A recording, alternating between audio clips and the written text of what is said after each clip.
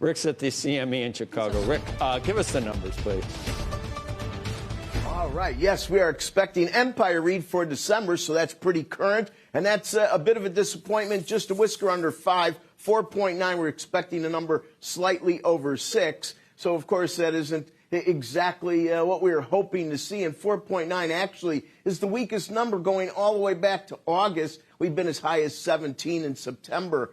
Now, import prices month over month. These are November, up 1/10.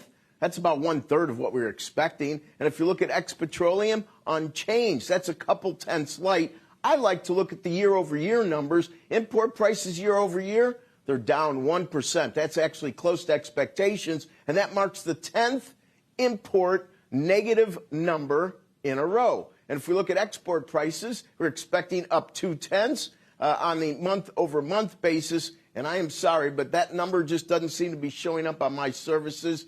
I do see minus 1.1 on the year-over-year export prices. 1.1, that's down, and that's also the 10th negative year-over-year number in a row on export prices. And I think the reason year-over-year is the best is because we know we've gone through something intense in the form of COVID, and once we clear the hurdle on the look-backs year over year, and we start to see these numbers move into positive territory, I think that will be a very good signal to pay attention to. And finally, see, I had to tap dance just a little, folks. Export prices month over month, up 0.6, up 0.6. That's the only number in this whole series that has any horsepower to the upside, is the month over month export number, 3 times what we were expecting.